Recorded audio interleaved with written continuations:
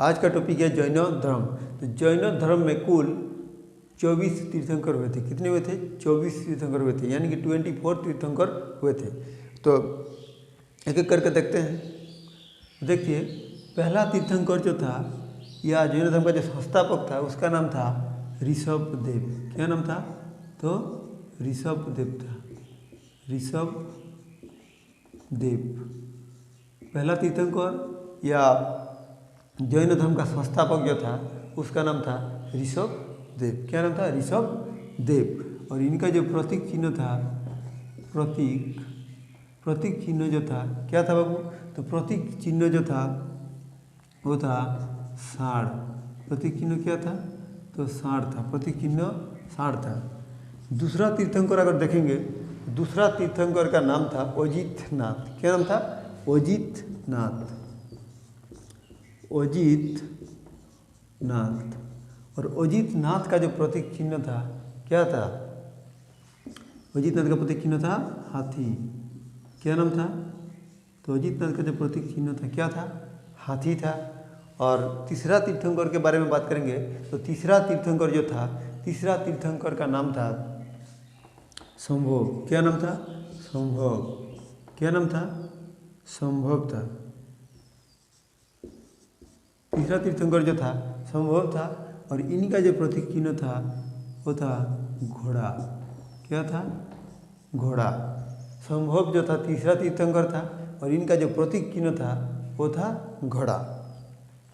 आप देखेंगे सातवां तीर्थंकर, तो सातवां तीर्थंकर जो था उसका नाम था संपार्श्व। क्या नाम था? संपार्श्व था। संपार्श्व था। और इनका जो प्रतीक चिन्ह था क्या था? इनका प्रतीक चिन्ह था स्वास्तिक था। क्या था? स्वास्तिक। स्वास्तिक चिन्ह। स्वास्तिक चिन्ह था जो हमेशा लोगों के घरों की द्वार में रहता है। स्वास्तिक चिन्ह हमेशा लोगों की द्वार में या मंदिर उद्दिर में देखने को मिलता है। तो संपार्श्व जो था इनका प्रतीक चिन्ह क्या था? तो स्वास्तिक था। तो संपार्श्व कौन से जैन गुरु थे? ये सप्तम जैन गुरु थे। उसके बाद देखेंगे 22वें। तो 22वां तीर्थंकर जो था इनका नाम था अरिस्टोनेमी। क्या नाम था? तो अरिस्टोनेमी था। एरिस्टोनेमी था। और एरिस्टोनेमी का जो प्रतीक चिन्ह था वो था शंख। क्या था? शंख।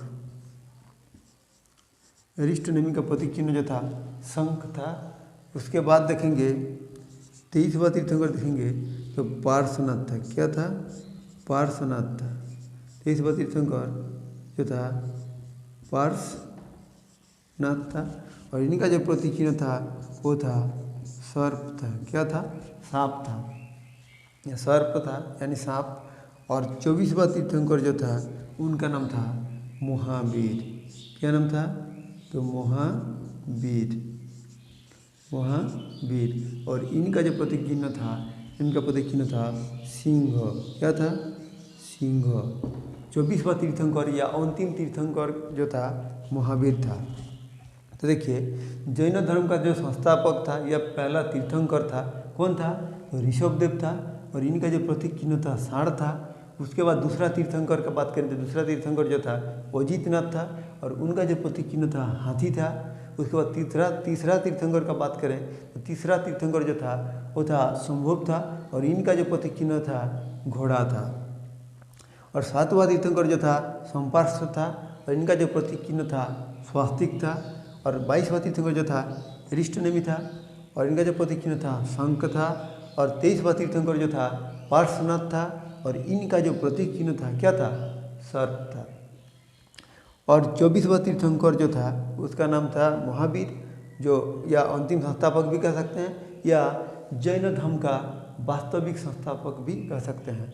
तो जैन धर्म का वास्तविक संस्थापक कौन था? महावीर था। और महावीर का जो प्रतीक चिन्ह था क्या था? सिंह था। और एक चीज़ जान लेते हैं कि ऋषभदेव और एरिस्टोनेमी के बारे में ऋग्वेद में चर्चा किया गया है। तो किन किन जैन गुरु का चर्चा ऋग्वेद से मिलता है? तो ऋग्वेद से एरिस्टोनेमी और ऋषभदेव की चर्चा मिलता है। और जो है महावीर के बारे में ही हम लोग को डिटेल पढ़ना है। तो 23वां तीर्थंकर जो था पार्श्वनाथ था और इन्होंने 4 बातें कहा है, यानी 4 वाणी दिया था। पहला कहा था इन्होंने कि लोगों पे हिंसा नहीं करना है, दूसरा कहा था चोरी नहीं करना है, तीसरा कहा था कि सच बातें बोलना है और चौथा कहा था कि धन संपत्ति नहीं रखना है, धन संपत्ति नहीं रखना है। तो इसके बाद हम लोग जो पढ़ेंगे कि महावीर के बारे में डिटेल्स में पढ़ेंगे। देखिए जैन धर्म का अंतिम तीर्थंकर कौन था? तो महावीर था। कौन था? महावीर। कौन था? महावीर था। कौन था? महावीर। और महावीर का जो जन्म हुआ था, महावीर का जन्म कब हुआ था? तो जन्म जो हुआ था कब हुआ था? तो 540 BC में हुआ था। कब हुआ था? तो महावीर का जो जन्म हुआ था 540 BC में हुआ था। और कहाँ पे हुआ था? तो वैशाली के कुंडग्राम में हुआ था। कहाँ पे हुआ था? तो वैशाली के कहाँ पे हुआ था? तो वैशाली के कुंडग्राम में हुआ था। वैशाली के कुंडग्राम में हुआ था। महावीर का जन्म हुआ था 540 BC में और कहाँ पे हुआ था? तो वैशाली के कुंडग्राम में हुआ था। और इनके बचपन का नाम जो था क्या था? तो बचपन का जो नाम था, बचपन का जो नाम था वो था, बचपन का नाम क्या था? तो बचपन का नाम था वर्धमान। क्या था? वर्धमान था। बचपन का नाम जो था वर्धमान था। और इनके जो बचपन का नाम वर्धमान था और इनका जो पिता था, पिता का नाम था क्या था? सिद्धार्थ। पिता का नाम था सिद्धार्थ। पिता का नाम था सिद्धार्थ। और माता का बात करें तो माता का नाम क्या था? तो माता का नाम था त्रिशूला। क्या नाम था? तो माता का नाम था त्रिशूला। क्या था? माता का नाम था त्रिशूला। माता का नाम त्रिशूला, पिता का नाम सिद्धार्थ। और इनका जो पत्नी था, पत्नी क्या था? तो पत्नी का जो नाम था, पत्नी का नाम था यशोदा। क्या नाम था? तो पत्नी का नाम था यशोदा। पत्नी का नाम यशोदा। याद रखना कि महावीर का पत्नी का नाम था यशोदा, परंतु गौतम बुद्ध का पत्नी का नाम था यशोधरा। गौतम बुद्ध का पत्नी का नाम यशोधरा। यहाँ पे कंफ्यूज नहीं होना कि यशोधरा और यशोदा किन किन के पत्नी है। देखिए तो महावीर का जो पत्नी थी उनका नाम था यशोदा, परंतु गौतम बुद्ध का जो पत्नी था उनका नाम था यशोधरा।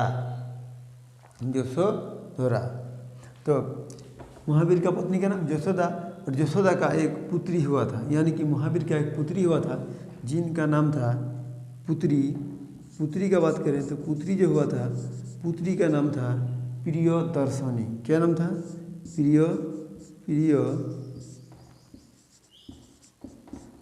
प्रियदर्शनी। हालांकि इसका पूरा नाम था अनुजा प्रियदर्शनी। पूरा नाम था अनुजा प्रियदर्शनी। तो प्रियदर्शनी ही हम लिख देते हैं। इनका जो नाम क्या था? प्रियदर्शनी। और प्रियदर्शनी का जो पति था, प्रियदर्शनी का पति प्रियदर्शनी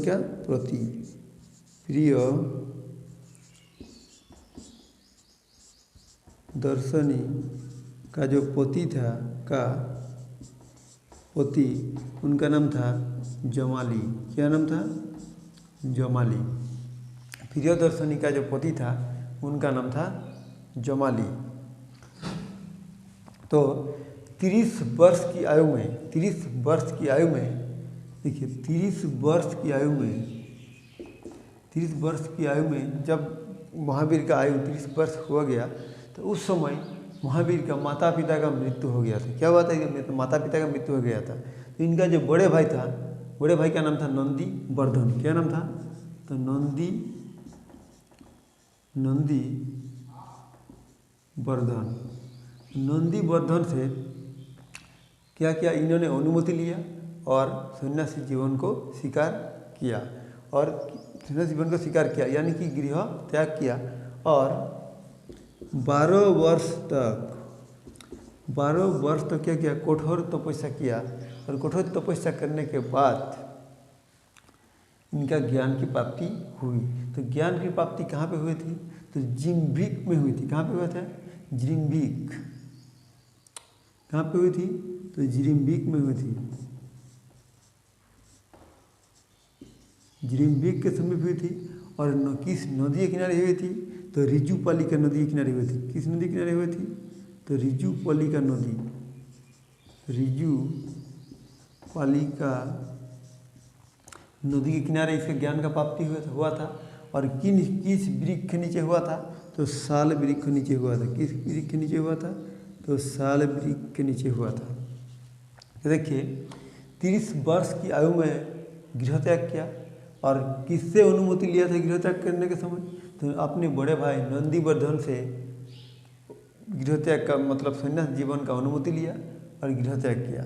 और गृह त्याग करने के बाद 12 वर्ष तक कठोर तपस्या किया।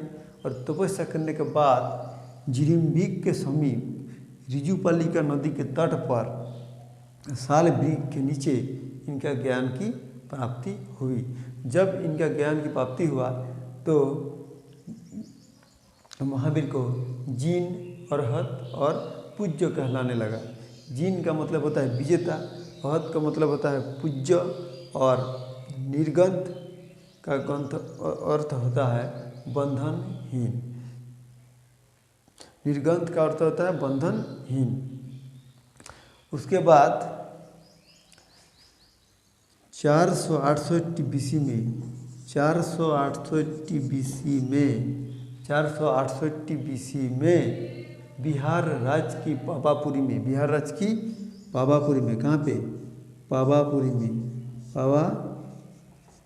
में क्या हुआ, इसका मृत्यु हो गया। बिहार राज्य की पावापुरी में क्या हो गया बाबू, इसका मृत्यु हो गया।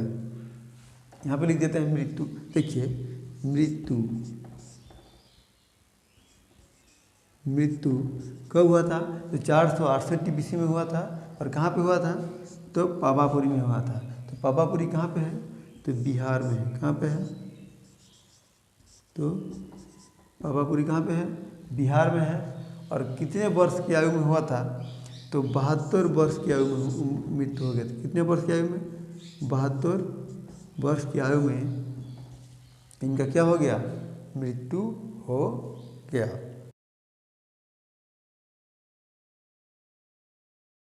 आप देखते हैं जैन धर्म का कौन सा अधिवेशन कहाँ पे हुआ था और उसका फलस्वरूप क्या हुआ था। तो पहला जैन संगीति जो हुआ था वो हुआ था 300 ईसा पूर्व में। 300 ईसा पूर्व में क्या हुआ, 300 बीसी में। तो 300 बीसी में क्या हुआ था कि मगध में अचानक 12 वर्ष तक कठोर अकाल पड़ गया था। जिस जैन गुरु अचानक अकाल पड़ गया था, जिस वजह से जैन गुरु जो था भद्रबाहु, जैन गुरु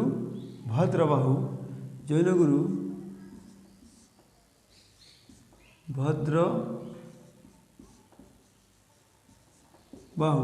क्या किया था, कुछ शिष्यों को लेके कर्नाटक चला गया था। कहाँ पे गया था, कर्नाटक के त्रवणबेलगोला चला गया था। कहाँ गया था, तो त्रवणबेलगोला। कहाँ गया था बाबू, तो श्रवणबेलगोला कह सकते हैं या श्रवणबेलगोला।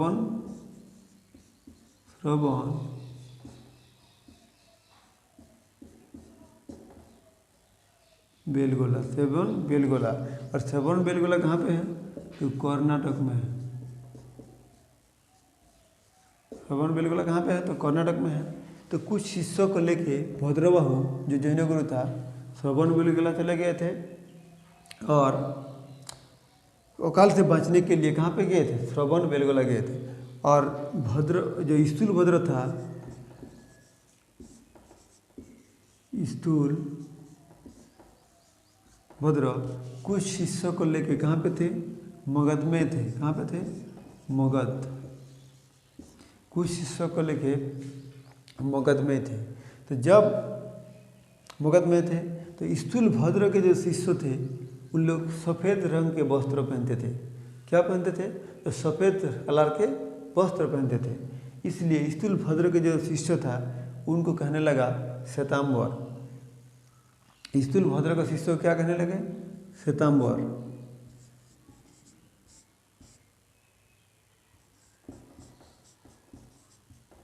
श्वेतांबर। और भद्रबाहु के शिष्य जो थे वो नग्न रहने लगे थे, मानी कि निर्वस्त्र थे, मतलब उघारे घूमता था। इसलिए भद्रबाहु के जो शिष्य थे तो उसको कहने लगे, हम लोग क्या कहने लगे? दिगंबर। भद्रबाहु का शिष्य दिगंबर। भद्रबाहु का शिष्य दिगंबर। तो जैन धर्म दो भागों में विभाजित हो गया। किन किन दो भागों में? एक दिगंबर और एक श्वेतांबर। यानी कि दिगंबर यानी कि जो नग्न रहने लगे, मतलब निर्वस्त्र रहने लगे, उन लोग कहने लगे, उन लोग को दिगंबर कहा जाता है। और जो जैन गुरु मतलब स्थूल भद्र के जो शिष्य थे उन लोग सफ़ेद रंग के वस्त्र पहनते थे, इसलिए इन लोगों को कहा जाता है श्वेतांबर। क्या कहा जाता है? श्वेतांबर।